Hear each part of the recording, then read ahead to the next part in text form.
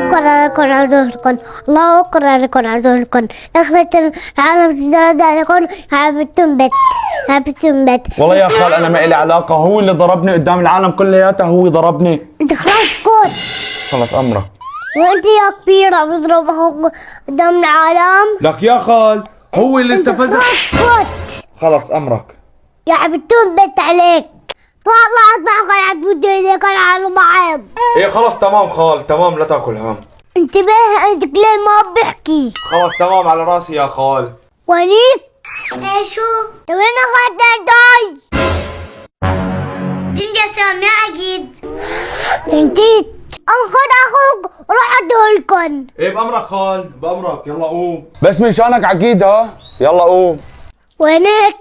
انت طب يلا حتى قدام ساعة جهت الطور. ايه هتجي بالغندة؟ لا سويتي؟ لا بتويتي؟ طيب تويتي شاي؟ لا بطل تاكل. أبغى أطلع على صوتك علي. ايه عقيد، بسلم عليك ابو حسن غوطه، وبقول لك انه السلاح وصل. إذا الطاحوا طيل جيبوا له البيعوا. لا يا عقيد، لك شو نبيع السلاح؟ ما نبيع السلاح. إيه بدنا طارة.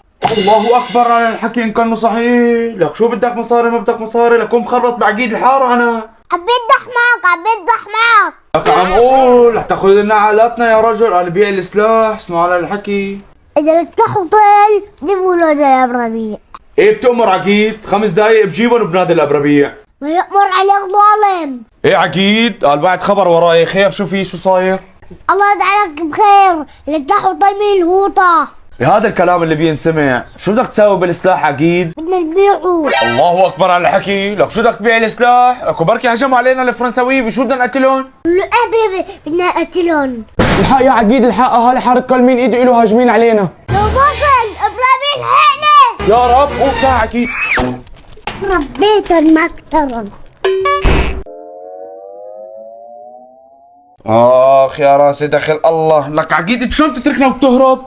انا ما قلت لك هرب. انا ما لحقت اهرب، انت شلون دغري لحقت تهرب؟ هيك يبحث بالزميل.